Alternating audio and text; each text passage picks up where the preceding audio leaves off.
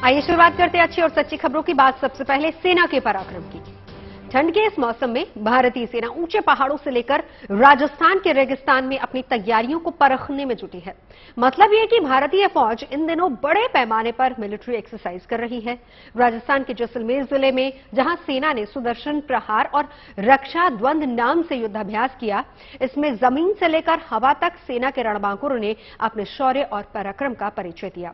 ठीक इसी तरीके से उत्तराखंड के औली में भारतीय फौज ने अमेरिकी सेना के साथ मिलकर आर्मी एक्सरसाइज की। इस एक्सरसाइज का आज समापन हो चुका है, लेकिन इस बार यह युद्धाभ्यास कई मायनों में खास रहा। लेकिन पहले आपको हम जैसलमेर में हुए युद्धाभ्यास की पूरी डिटेल्स बताते हैं, फिर बात औली की करेंगे।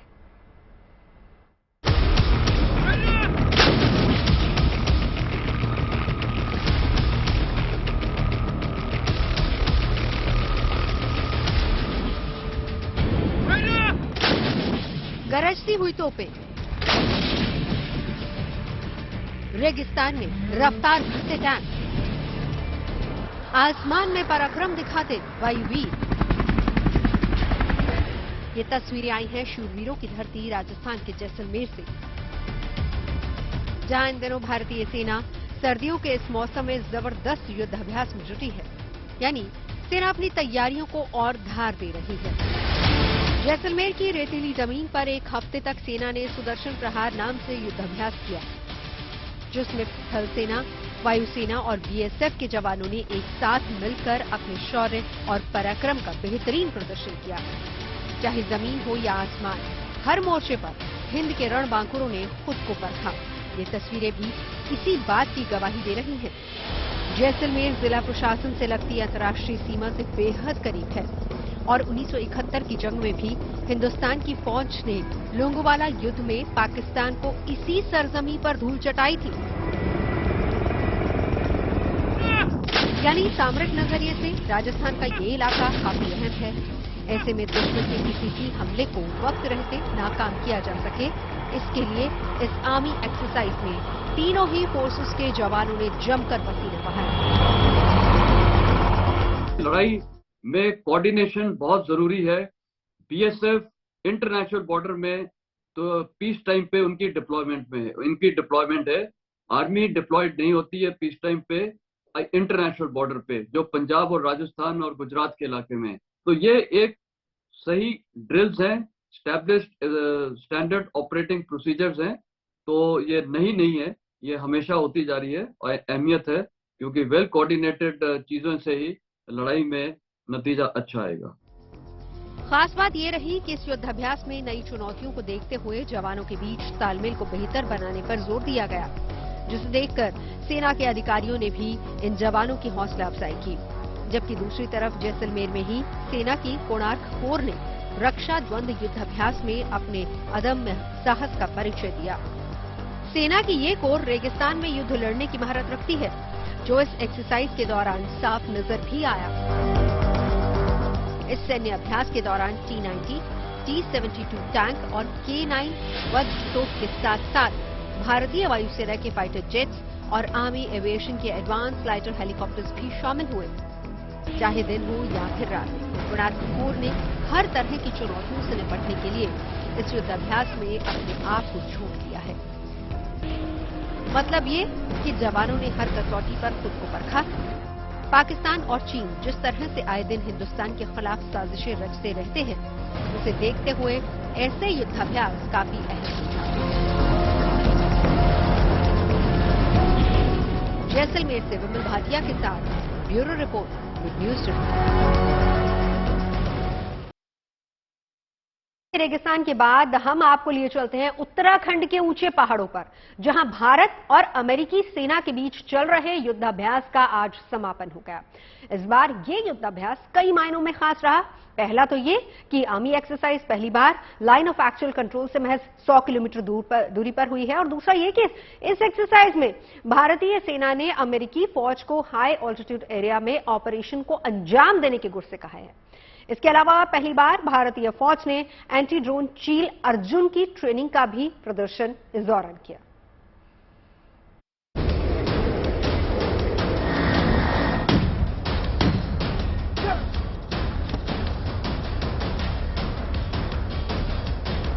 चीन सीमा से महज 100 किलोमीटर की दूरी पर भारत और अमेरिकी सेनाओं के बीच हुए युद्धाभ्यास की ये 6 सबसे अहम तस्वीरें हैं, जिसने विस्तारवादी चीन की टेंशन बढ़ा दी है।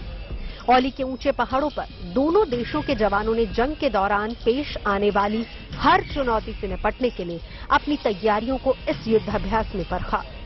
आर्मी एक्सरसाइज के शुरुआती दौर में जवानों ने हेलीबोर्न ऑपरेशन को अंजाम दिया, जिसमें जवान रस्सी के जरिए एक एक कर हेलीकॉप्टर से उतरते नजर आए। 9,500 फीट पर ये पहला स्पेशल ट्रेनिंग नोड है भारतीय सेना का, जिसका फोकस हाई ऑल्टीट्यूड वॉरफेयर है। यहां पर भारतीय और यूएस आर्मी के 350 ट्रूप्स दोनों तरफ से पार्टिसिपेट कर रहे हैं। इस वक्त जो हम विटनेस कर रहे हैं वो एक है स्पेशल हेलीबोर्न ऑपरेशन। इस मी-17 हेलीकॉप्टर में 24 सोल्जर एक समय पे बैठ सकते हैं, फुल बैटल लोड के साथ। ये आर्मी एक्सरसाइज बारी बारी से भारत और अमेरिका में हर साल होती है। इस साल इसके 18वें एडिशन को भारत में आयोजित किया गया, जिसमें बंधक बनाए गए लोगों को सकुशल छुड़ाने की तैयारियों को बाखूबी अंजाम दिया गया।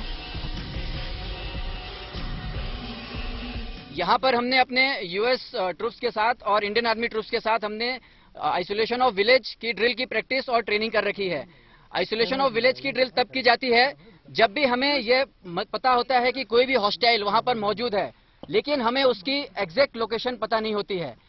ऐसे सिनारियों में हम उस गांव या उस गांव के उस हिस्से को पूरी तरीके से सराउंड करके वहां पर हमारी सर्च पार्टीज जाती हैं और सर्च पार्टीज जाकर पहले टेररिस्ट को सरेंडर करने का मौका देती हैं, हॉस्टाइल को सरेंडर करने का मौका देती हैं, और उसके बाद यदि हमारा हॉस्टाइल सरेंडर नहीं करता है तो फिर हमारी सर्च टीम अंदर जाती है, डिटेल में सर्च करती हैं और अगर जरूरत पड़ती है तो उस हॉस्टाइल को न्यूट्रलाइज भी करती हैं। ड्रिल के दौरान कई घातक और हाईटेक हथियारों का भी इस्तेमाल हुआ, मगर सबसे ज्यादा ध्यान खींचा अनआर्म्ड कॉम्बैट ड्रिल ने, जिसमें भारतीय सैनिकों ने बिना हथियार के लड़ने का शानदार प्रदर्शन किया।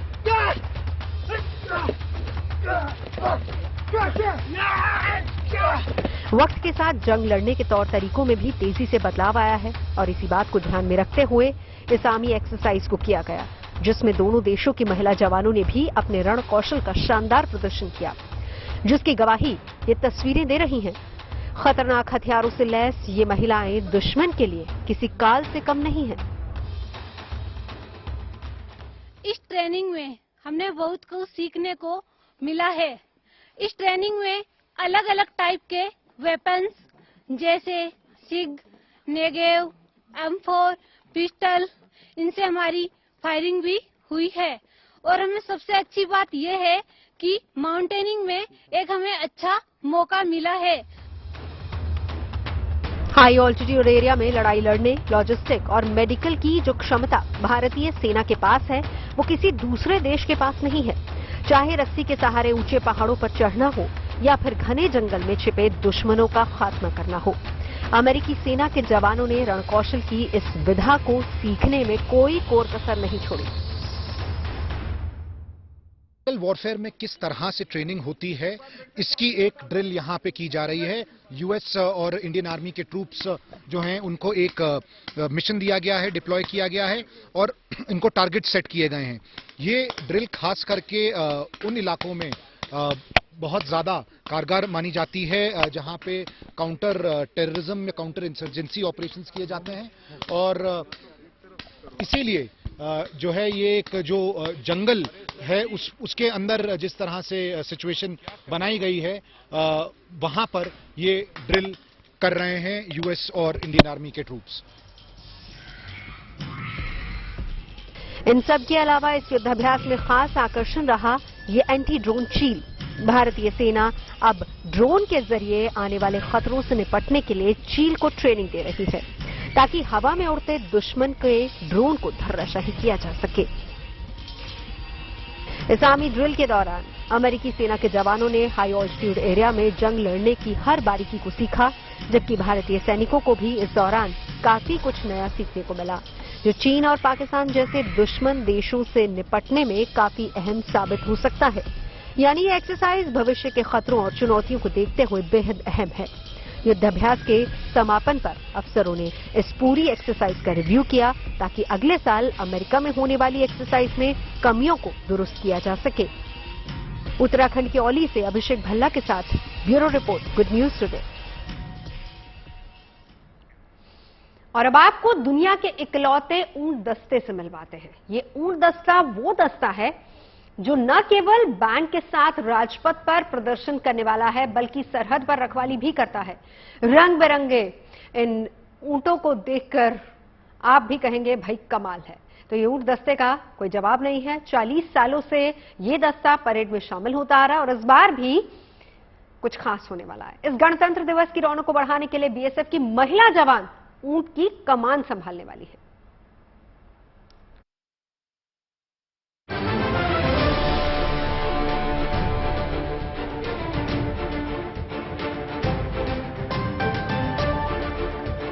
ऊंट पर सवार, हाथों में हथियार।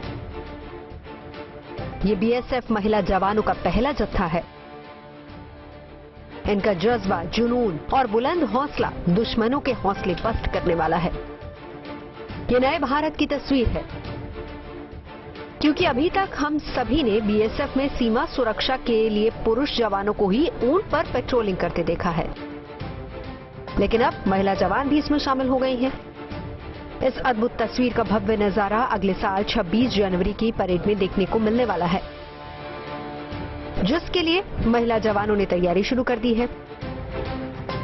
सबसे पहले हमें ये चॉइस दिया गया कि कौन कौन विलिंग है इसमें जाने के लिए, तो हम सब मतलब 23 महिलाएं इसमें से उन्होंने चॉइस दिया। अच्छा, प्रियंका है, सीधा उन्हीं से बात करते हैं। आप राजस्थान से हैं जी, तो आप ये बताइए कि कितना डिफरेंट है गन के साथ ट्रेन करना और कैमल के साथ ट्रेन? इन दोनों में बहुत डिफरेंट है मैम। ये गन है और ये पशु है, तो हम इस चीज पे भरोसा नहीं कर सकते कि कब ये हमारे साथ क्या कर दे, लेकिन फिर भी हमें ट्रेंड किया गया और हमें भरोसा दिलाया गया कि तुम ये कर लोगे। और लगभग 3 महीने की ट्रेनिंग के बाद आज हम इसको हैंडल कर पा रहे हैं। 26 जनवरी को इंडिया गेट पर ये सबसे खास पल होगा, क्योंकि रेगिस्तान का जहाज कहे जाने वाले ऊंटों का मार्च इस साल महिला जवानों के साथ में होगा। भारत पाक बॉर्डर पे जहां पे बीएसएफ डिप्लॉयड है, वहां पे महिलाओं ने अपना परचम लहराया है। आपको बता दें, कंधे से कंधा मिला के लड़ती हैं और यहां पर अपनी मजबूती दिखाते हुए, और खासतौर पे चाहे मोटरसाइकिल हो या फिर बात करें अब कैमल कंटिजेंट हो, तो ये एक परफॉर्मेंस है और ये बहुत ही स्पेसिफिक है, जहां पे ट्रेनिंग ली गई है 3 महीने की। उसके बाद 26 जनवरी को भी ये नजर आएंगी। ऊंट दस्ता रेगिस्तान में जवानों का सबसे भरोसेमंद साथी कहा जाता है। सरहद पर ये ऊंट जंग के दौरान एम्बुलेंस का काम करते हैं और दुश्मनों पर नजर रखने में मददगार होते हैं। इन महिला जवानों ने ऊंटों के साथ 3 महीने कड़ी मेहनत की और आज हथियार के साथ ऊंट पर सवार होकर ये कर्तव्य पथ पर हुंकार भरने की तैयारी कर रही हैं। कितना टफ लगा है ये सब करना? पहले तो थोड़ा टफ लगा था, पर अभी तो बाकी अब तो कुछ नॉर्मल, अभी कुछ नहीं लगता है। आपको लगता है कि एक माइंडसेट है जहाँ पे अक्सर कुछ काम जो है हमेशा पुरुष करते आए हैं, अब महिलाएं कर रही हैं, तो लगता है बैरियर टूट रहे हैं उसमें? हाँ, तो अभी सभी मतलब सारी उसमें महिलाओं मतलब आ रही है वैसे, तो हमें भी थोड़ा ठीक लग रहा है, अच्छा लग रहा है। घर वाले क्या बोलते हैं? घर वाले बहुत खुश है, अच्छा लग रहा है उनको भी। बीएसएफ के जवान हर पल अपनी ड्यूटी पर तैनात रहते हैं और अब इसमें भारत की नारी शक्ति भी शामिल है। 26 जनवरी की परेड में दुनिया इनका दम देखेगी। हमारे बीएसएफ की मात्र बात करें तो किसी से कम नहीं है। आज पिछले साल जो 14,000 रिक्रूट हमने दाखिल किए थे बीएसएफ में, उसमें 2,500 महिलाएं थी और किसी से कम नहीं। क्या हाफ मैराथन, क्या फुल मैराथन, सब दौड़ी ड्यूरिंग ट्रेनिंग। उसी तरह इस साल भी मेरे ख्याल से करीब 1000 से ऊपर महिलाएं एक बार पुनः आ रही हैं। वहीं हमने देखा कि यदि ऊंटों पे हमारा राजपथ पे आपने देखा बड़ा अच्छा पिछले 50-57 साल से चल रहा है और बड़ा सुंदर कंटिजेंट जिसे सबके द्वारा सराहा जाता है, उसमें इस बार 50% आप महिलाओं को भी देखेंगे। और इस रेजिंग डे में भी आपने देखा है कि महिलाएं भी उसमें हथियार लेके और कैमल कंटिजेंट पे आपको दिखाई देंगी। क्या उनका बॉर्डर पे ड्यूटी की बात हो, या महिला बैंड की बात हो, या महिला मोटरसाइकिल। अभी 5,500 किलोमीटर की इन्होंने मोटरसाइकिल यात्रा की, जिसे सबके द्वारा बड़ा सराहा गया है। और एक और चीज जो मैं पूरी तरह से शायद आपसे शेयर नहीं कर पाऊंगा, इसी जनवरी माह में आप इनको दिल्ली में एक स्थान पर ऐसा देखेंगे जहां आज तक एक भी महिला पार्टिसिपेट नहीं कर पाई है, और हमारा प्रयास है और शायद सफल हो जाएंगे, वहां भी बीएसएफ की महिलाएं जाएंगी और पार्टिसिपेट करेंगी। बीएसएफ महिला जवान पूरी आन बान और शान के साथ पहली बार ऊंट पर सवार होकर निकलेंगी।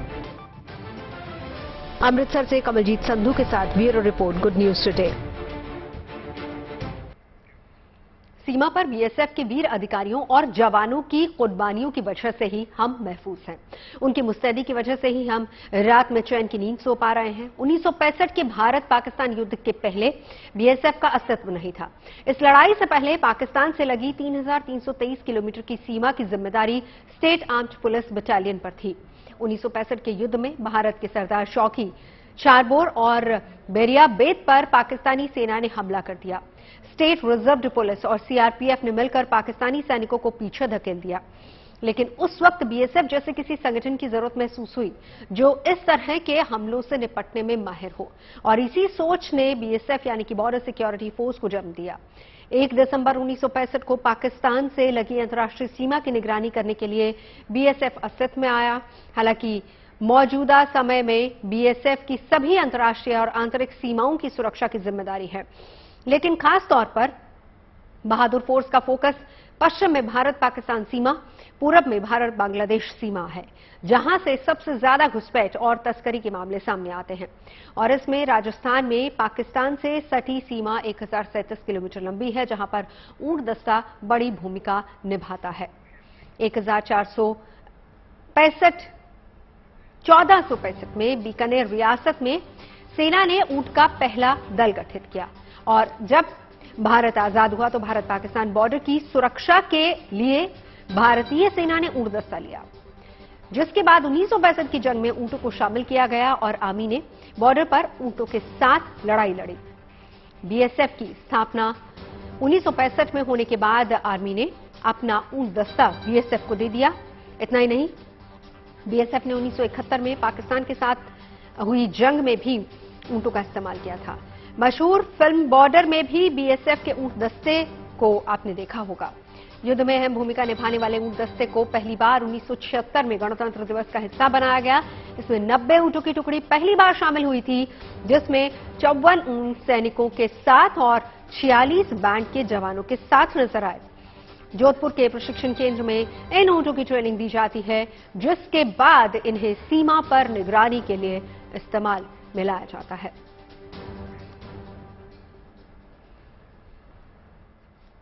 कहावत तो ये है कि अब आया ऊंट पहाड़ के नीचे, और हम बता दें इस टाइम जो पहाड़ है या चट्टान है वो सीमा प्रहरी हैं, महिलाएं हैं, और पहली बार ऐसा हो रहा है कि बीएसएफ रेजिंग डे में और 26 जनवरी में पहली बार नजर आएंगे कैमल कंटिंजेंट पर, जो कि बहुत ही शानदार है और एक हाईलाइट होता है 26 जनवरी में गणतंत्र दिवस पर।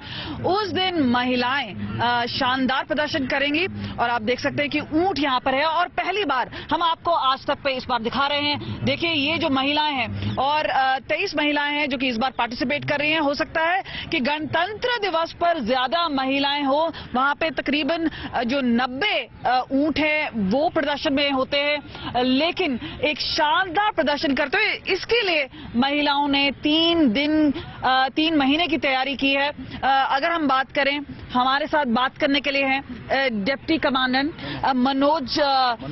मनोहर सिंह खिरची। तो आप ही से बात करते हैं। पहले आप ये बताइए, हमने सुना कि 1975 से लगातार ये एक हाईलाइट रहा है, लेकिन महिलाओं का आना, हम बोलते हैं कि हर जगह कंधे से कंधा मिला के चल रहे हैं, लेकिन महिलाओं को किस तरह से अलग से ट्रेन किया गया है? हाँ, पहले सर्वप्रथम तो मैं आपको ये अवगत कराना चाहता हूँ कि जैसे डीजी सर है, पंकज कुमार सिंह सर ने यह प्रस्ताव रखा था और यह आदेश दिया था कि इस दफे जो परेड के अंदर महिला को भी शामिल किया जाए और उसे ट्रेनिंग दिया जाए।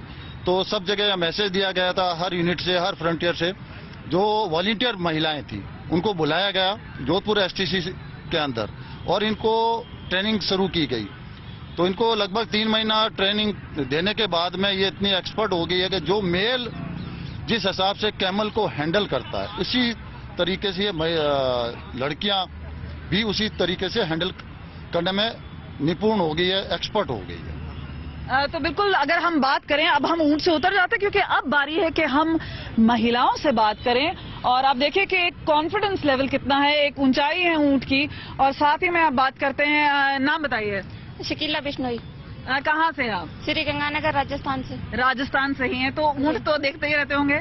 लेकिन सबसे बड़ी बात है, जब आप एक ट्रेनिंग फोर्स में हैं, आपको हथियार चलाना आता है, लेकिन क्योंकि एक एनिमल के साथ और इस तरह से ट्रेन करना कितना मुश्किल था आप लोगों के लिए, और किस तरह से लग रहा है जबकि ट्रेनिंग वगैरह सब कंप्लीट? स्टार्टिंग में तो बहुत मुश्किल लगा मैम, लेकिन अब एकदम से ट्रेंड हो गए, अभी कोई दिक्कत नहीं है। और आप जा रही हैं जैसे परेड में, तब आपको क्या महसूस हो रहा है? बहुत अच्छा महसूस हो रहा है। इससे पहले कभी शामिल हुए हैं? कैमल परेड में पहली बार शामिल हुए हैं। बात करते हैं, आपकी हाइट है, आपको थोड़ा सा झुकना पड़ेगा क्योंकि हम आपसे बात करना चाहते हैं। जी मैम। कैसा लग रहा है? ऐसा लग रहा है कि महिला वुमन ऑन टॉप है। प्रियंका मैम, हमें बहुत गर्व फील हो रहा है कि हम इस परेड में शामिल हो पा रहे हैं, और वो भी कैमल माउंटेन में। वरना हर कोई यही बोलता है कि महिलाएं ये नहीं कर सकती, लेकिन हमसे ज्यादा हमारे ऑफिसर्स को और हमारे कमांडर्स को हम पे भरोसा था कि ये सब कुछ कर सकती हैं, और उन्हीं की बदौलत आज हम यहाँ पे हैं। बिल्कुल। कहाँ से हैं प्रियंका आप? राजस्थान सीकर से। तो ये बताइए कि आपस में आप लोगों ने कोई डिस्कशन किया कि टफ है, या किस माइंडसेट के साथ किया आप लोगों ने? नहीं, हम शुरू में आए थे तब हमें बहुत टफ लगता था कि ये सब हम कैसे कर पाएंगे, लेकिन हमारे कमांडर्स ने हमें यही सिखाया कि तुम खुद पे भरोसा रखोगे तो तुम सब कुछ कर सकते हो। आपको बता दें कि लगातार जब से हम यहाँ पे मौजूद हैं, जो आसपास लोग हैं सेल्फी खिंचाना चाहते हैं। आपको मालूम होगा कि जब मोटरसाइकिल पर महिलाएं आई थी 26 जनवरी को, उसमें भी काफी एक्साइटमेंट था, काफी लोगों ने उनको सराहना दी थी। लेकिन इस बार काम मुश्किल है, कठिन है, लेकिन महिलाएं डटी हुई हैं। और हम कुछ और लोगों से बात करते हैं यहाँ पर, और सीधा सीधा आपसे बात करेंगे।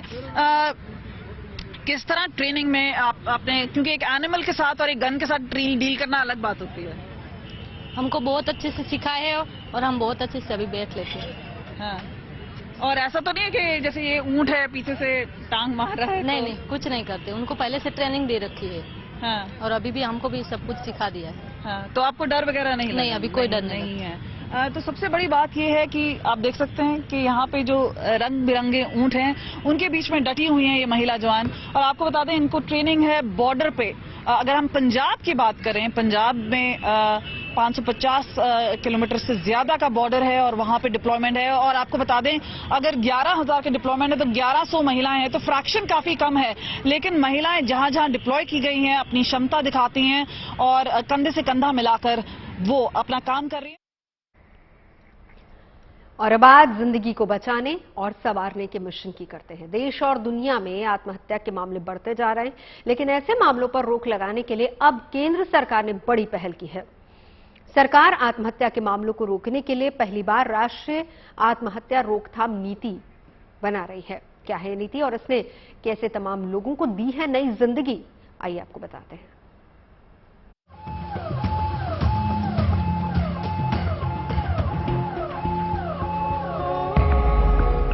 ये जिंदगी ना मिलेगी दोबारा। जीना सीखिए, हारना नहीं। ताकि जिंदगी मुस्कुराती रहे। आत्महत्या आज के वक्त में बड़ी समस्या बन चुकी है। अक्सर लोग बेहद छोटी छोटी बातों पर भी आत्महत्या जैसा बड़ा कदम उठा लेते हैं। काफ़ी बार मैरिटल कॉन्फ्लिक्ट्स की कॉल्स आती हैं, जॉब रिलेटेड कॉन्फ्लिक्ट्स आती हैं। अगर किसी के जीवन में किसी करीबी का देहांत होता है तो उनकी कॉल्स आती हैं। डिप्रेशन, एंग्जाइटी की कॉल्स आती हैं। हमारे पास सुसाइड की भी बहुत कॉल्स आई हैं, जैसे कि अगर कोई सेल्फ हार्म कर रहा है या सुसाइड करने की कोशिश कर रहा है, जब उन्होंने होप गिव अप कर दी है। और इन सारे कारणों के अलावा जैसे फाइनेंशियल इंस्टेबिलिटी अगर किसी के जीवन में है, वो भी उनको स्ट्रेस देती है। लेकिन अब इन मामलों पर रोक लगाने का समय आ गया है।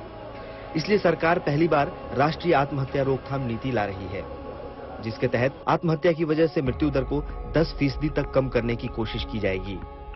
ये लक्ष्य 2030 तक के लिए निर्धारित किया गया है।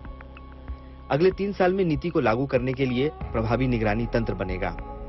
साथ ही अगले 5 साल में सभी जिलों में मानसिक स्वास्थ्य कार्यक्रम चलाए जाएंगे। मनोरोग के शिकार लोगों के मानसिक स्वास्थ्य कल्याण के लिए भी कोशिशें होंगी। सबसे अहम ये कि अगले 8 साल में ये सिलेबस में शामिल होगा और बच्चे प्राइमरी लेवल पर भी इसके बारे में पढ़ सकेंगे। सुसाइड जैसा खतरनाक कदम उठाने वाले लोगों में 98% लोग ऐसे होते हैं जो मेंटल डिसऑर्डर से जूझ रहे होते हैं। उनके बीमारी को पहचान कर उनका इलाज हो सके, इसके लिए सरकार की तरफ से कई एनजीओ और प्राइवेट संस्था काम करती रही है।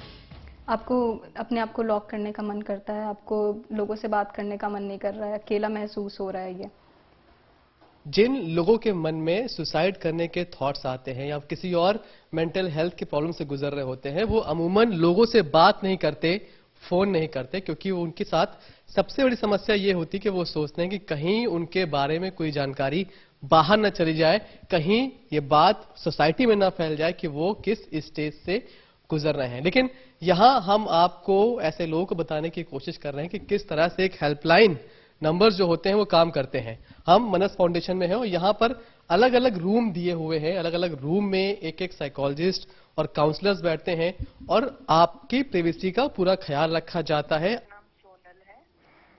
Thank you. मैं आपसे ये पूछ सकती हूँ कि आप कौन सी भाषा के साथ कंफर्टेबल रहेंगे? सरकार की इस पहल का स्वास्थ्य विशेषज्ञों ने स्वागत करते हुए इसे आत्महत्या रोकथाम की दिशा में बेहतर कदम बताया है।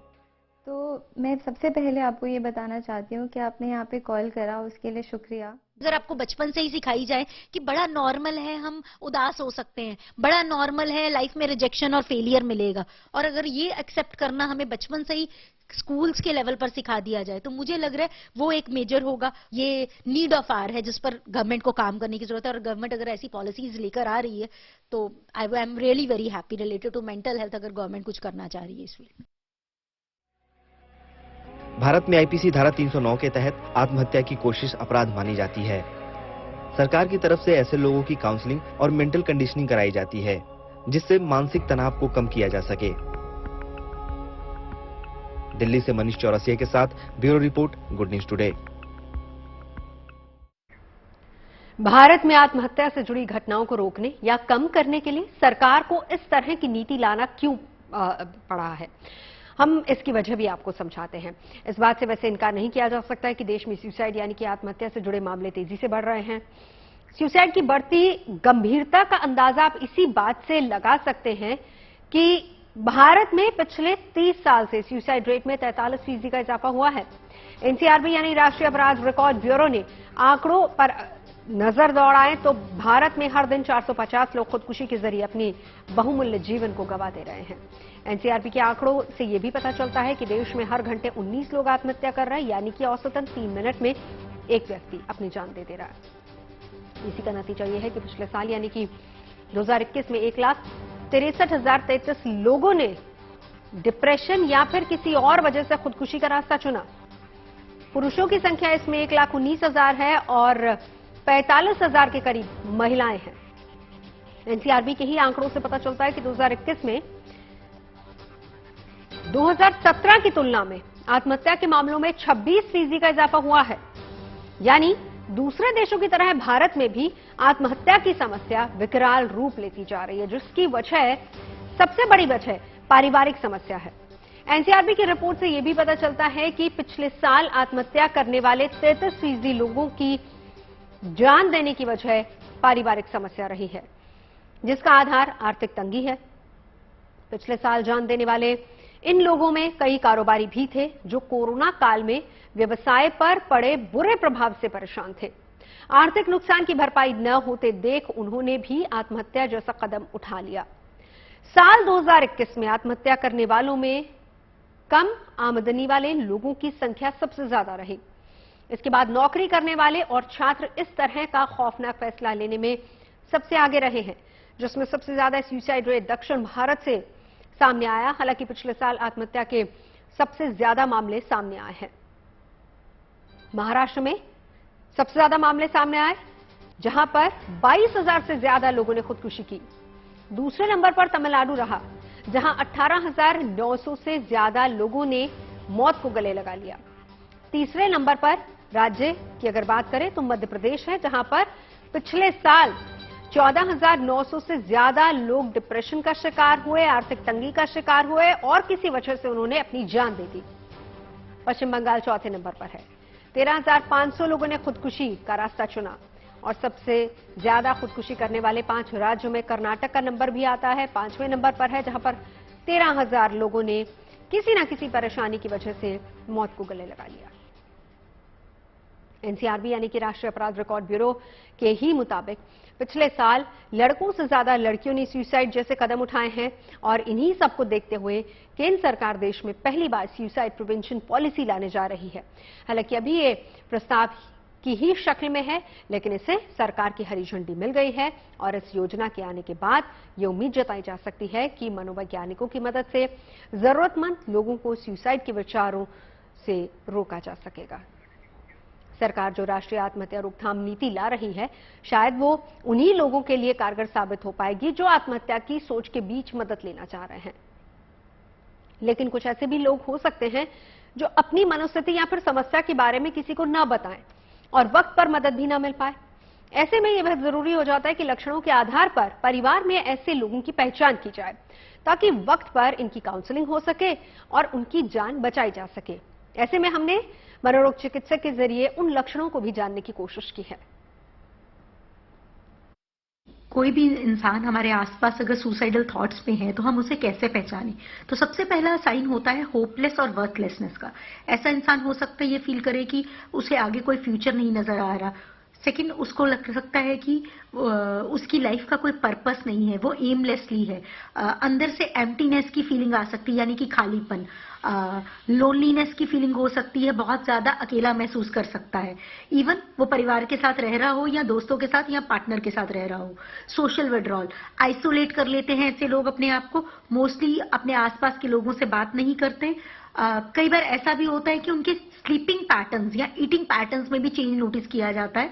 कई बार ऐसे लोग को बहुत नींद नहीं आती है और बहुत ज्यादा नींद आना शुरू हो जाती है। और मोस्टली ऐसा भी देखा गया है कि वो जो रेगुलर चीजें करते हैं उनको भी इंजॉय नहीं करते। लक्षण पहचानने के बाद आपको क्या करना चाहिए, कैसे आप परेशान इंसान की मदद कर सकते हैं, यह भी पता होना बहुत जरूरी है, क्योंकि जो इंसान परेशान होता है वो अपनी परेशानी खुद नहीं समझ पाता है। तो ऐसे में उनके आसपास के लोगों को उनकी मदद कैसे करनी चाहिए, ये भी हमने जानने की कोशिश की। अगर आप अपने आसपास किसी भी फैमिली मेंबर को, किसी भी सदस्य को या किसी भी पार्टनर को ये फील करता देख रहे हैं, उसमें ये ऐसे सिम्टम्स आपको दिखाई दे रहे हैं, तो कुछ बातों का आप ध्यान रख सकते हैं। सबसे पहली चीज, ऐसे इंसान को आप आराम से ध्यान से सुनिए। लिसनिंग बहुत इंपॉर्टेंट है और वो लिसनिंग एक्टिव होनी चाहिए। दूसरी चीज, सिर्फ सुनना ही नहीं है, एम्पैथाइज और अंडरस्टैंड करना। सुनना और समझना भी जरूरी है। कई बार हम सुनते हैं और सुनते भी ध्यान से नहीं है, पर उसे सुनना और समझना भी जरूरी है। चलिए अब आपको लिए चलते हैं ओडिशा के समुद्री तट पर, जहां पुरी में अंतर्राष्ट्रीय सैंड आर्ट फेस्टिवल चल रहा है और इस महोत्सव में देश विदेश से आए कलाकारों की कला देख हर कोई हैरान है। हालांकि मशहूर सैंड आर्टिस्ट सुदर्शन पटनायक इसमें हिस्सा नहीं ले रहे हैं, वो इस फेस्टिवल के ब्रांड एम्बेसडर हैं।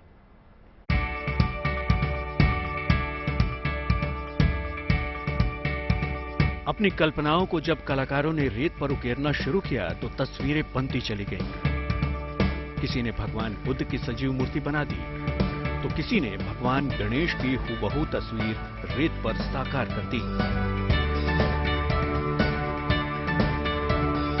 ओडिशा के पुरी में चंद्रभागा तट पर 5 दिनों तक चलने वाले अंतर्राष्ट्रीय सैंड आर्ट फेस्टिवल की शुरुआत हो चुकी है। ओडिशा समेत देश के अलग अलग राज्यों से 100 कलाकार पहुंचे, जो हर दिन अलग अलग थीम पर कलाकारी पेश कर रहे हैं। 5 दिसंबर तक चलने वाले इस महोत्सव में रूस, स्पेन, कनाडा, सिंगापुर, जापान समेत अलग अलग देशों के कलाकार भी हिस्सा ले रहे हैं और इनकी कला को करीब से महसूस करने के लिए देश भर में कला प्रेमी जुटने लगे हैं। हमें दिल्ली में बैठे हुए भी ये इस चीज का आइडिया नहीं था कि ये सैंड फेस्टिवल इंटरनेशनली यहाँ पर ऑर्गेनाइज होता है। हमें ये इम्प्रेशन था कि सिर्फ इंडिया के ही या उड़ीसा के लोकल लोग ही इसमें पार्टिसिपेट करते हैं, बट यहाँ के जब मैंने देखा कनाडा, रशिया, जापान, सिंगापुर जैसी सिटीज से पार्टिसिपेंट्स आए हैं और बड़े एंथुजियाज्म से वो सैंड आर्ट कर रहे हैं, तो मुझे देख के बहुत खुशी हुई।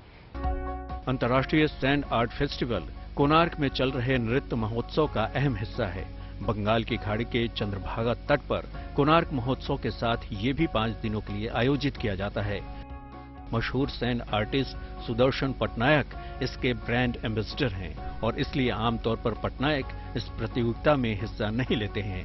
लेकिन इस साल सुदर्शन पटनायक भी अपनी बहुमूल्य कलाकृति के साथ मौजूद हैं। पटनायक ने रेत पर भारत के G20 प्रेसिडेंसी का लोगो बनाया है, क्योंकि भारत इस साल G20 की अध्यक्षता कर रहा है। इसकी थीम है वसुधैव कुटुंबकम, यानी एक धरती, एक परिवार, एक भविष्य। यहाँ पर सैंड स्कल्पचर के थ्रू जो G20 का जो लोगो है उसको रिक्रिएट किए हैं। हर दिन अलग अलग थीम पर कलाकार रेत से अपनी कल्पनाओं को कलाकृति के रूप में साकार करेंगे। 5 दिसंबर तक चंद्रभागा नदी का ये तट कलाकारों और पर्यटकों से यूं ही गुलजार रहने वाला है। Bureau report, good news today.